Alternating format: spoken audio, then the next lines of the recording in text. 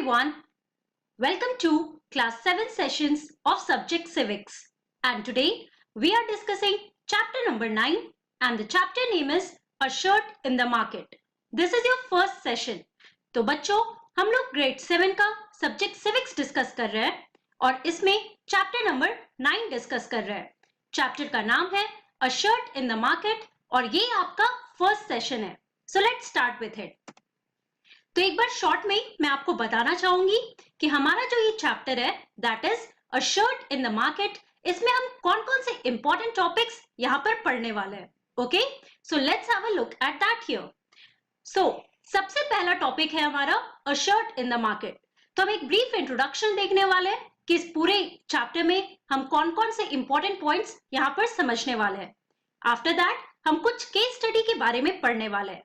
For example, we are going to talk about a cotton farmer in Kurnool, then cloth market of Erode, garment factory near Delhi, then the shirt in United States, and at last we are going to talk about market and equality.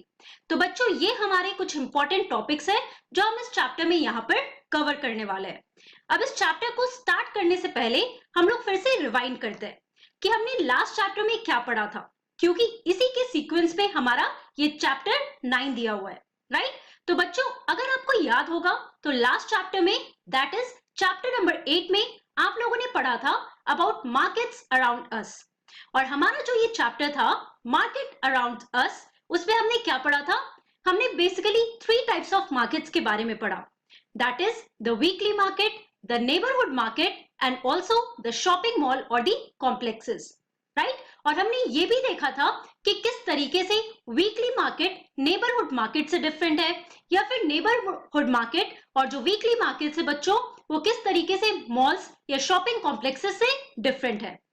उसके बाद आप लोगों ने बहुत ही important topic पढ़ा था that is chains of markets, कि किस तरीके से ये पूरा एक लिंकेज बनता है हमारे इस मार्केट सिस्टम में.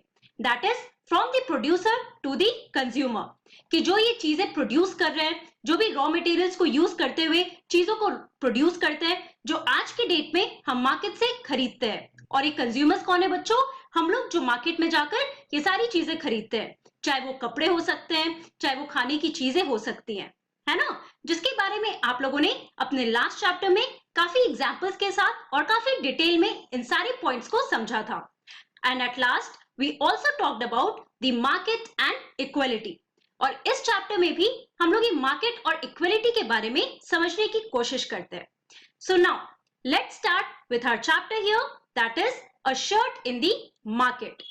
तो आप लोग इस चैप्टर के नाम से ही समझ रहे हो कि इस चैप्टर में हम किसका एग्जाम्पल ले रहे हैं. यहाँ पे हम एग्जाम्पल ले रहे हैं शर्ट का, और शर्ट आप लोग पहनते हो, है ना? तो इस टॉपिक में हम लोग एक शर्ट के एग्जाम्पल से समझने की कोशिश करेंगे कि हमारा जो मार्केट सिस्टम है बच्चों वो कैसे वर्क करता है.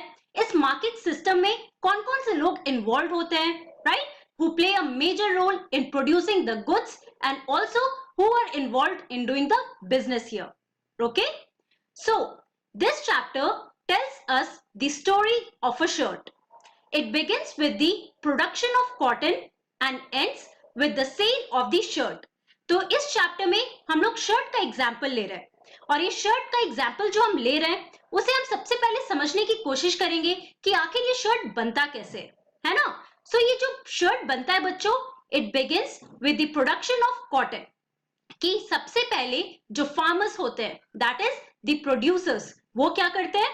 वो फार्म में कॉटन को ग्रो करते हैं, और फाइनली बहुत सारे प्रोसेसेस इन्वॉल्व होते हैं जिसकी वजह से एक शर्ट बनता है और उसे मार्केट में बेचा जाता है. और उसे परचेज कौन करते हैं?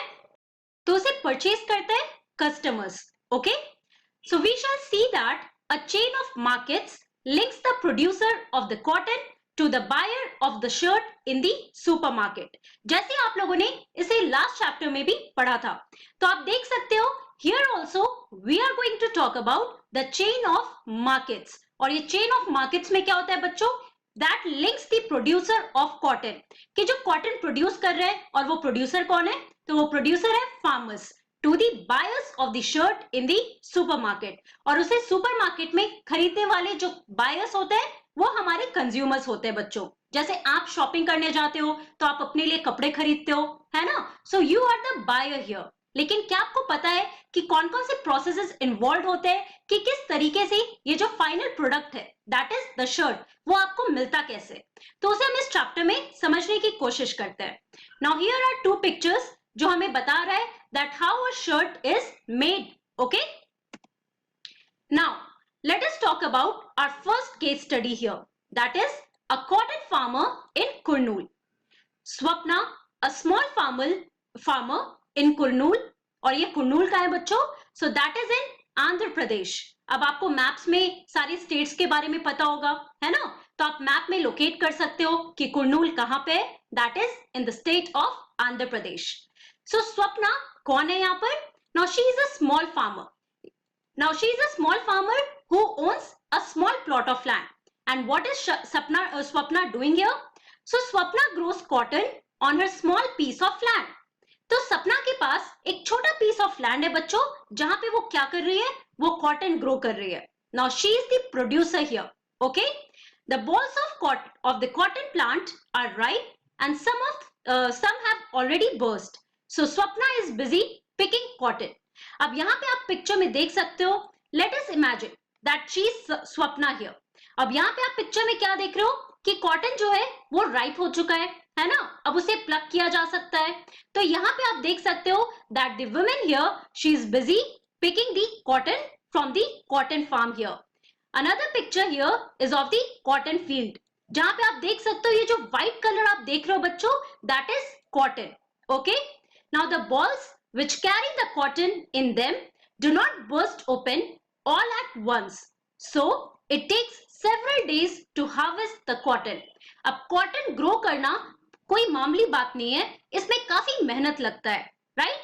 तो जो बॉल्स होते हैं बच्चों, जो कॉटन को होल्ड करते हैं, which carry the cotton in them, वो बहुत जल्दी बर्स्ट ओपन नहीं होते हैं और काफी टाइम लगता है कॉटन को हार्वेस्ट होने में, राइपन होने में। Okay, Once the cotton is collected, instead of selling it at Kurnool cotton market, Swapna and her husband takes the harvest to the local trader. तो यहाँ पर हम क्या देख रहे हैं कि जब ये पूरा कॉटन कलेक्ट हो जाता है, राइट, कि कॉटन फार्म से या कॉटन फील्ड से जितने भी कॉटन हार्वेस्ट हो चुके हैं उसको प्लग किया जाता है और उसके बाद उसे कलेक्ट किया जाता है। Now this is the raw material for making a shirt, right? ये एक रॉ मटेरियल है जिसकी सहायता से, जिसके द्वारा एक शर्ट बनाया जाता है। तो यहाँ पे आप देखो कि जब कॉटन कलेक्ट हो जाता है बच्चों, तो यहाँ पे स्वप्ना क्या करती है? तो स्वप्ना इसे कुरनूल के कॉटन मार्केट में ना बेचकर ये किसके पास ले जाती है? वहां पे एक लोकल ट्रेडर के पास ले जाती है। At the beginning of the cropping season, Swapna had borrowed rupees 2500 from the trader at a very high interest rate to buy seeds, fertilizers, pesticides for cultivation. तो आप लोगों ने ज्योग्राफी में भी, राइट, पढ़ा होगा कि किसी भी प्लांट को कल्टीवेट करने के लिए कुछ इंपॉर्टेंट इंग्रेडिएंट्स की जरूरत पड़ती है ना? तो लाइकवाइज स्वप्ना के पास उतने पैसे नहीं होते हैं कि वो सारे इंग्रेडिएंट्स को खरीद सके। तो वो क्या करती है? वो क्रॉपिंग सीजन की शुरुआत में ही शी बोरोज 2500 रुपीज, 2500 रुपए वो एक ट्रेडर से बोरो करती है। और कैसे? तो एक बहुत ही ज्यादा हाई इंटरेस्ट रेट पे। तो ये लोन किसने लिया है बच्चों? यहाँ पे स्वप्ना ने ये लोन लिया है फ्रॉम अ ट्रेडर, राइट? तो यहाँ पे आप ट्रेडर और एक प्रोड्यूसर दैट इज फार्मर का लिंक देख रहे हो। ऑल्सो ये लोन क्यों लिया गया है? So that Swapna can buy seeds, वो सबसे पहले कॉटन सीड्स खरीदे, उसके बाद फर्टिलाइजर्स और पेस्टिसाइड खरीद सके ताकि जो कॉटन ग्रो हो उनकी क्वालिटी काफी अच्छी हो।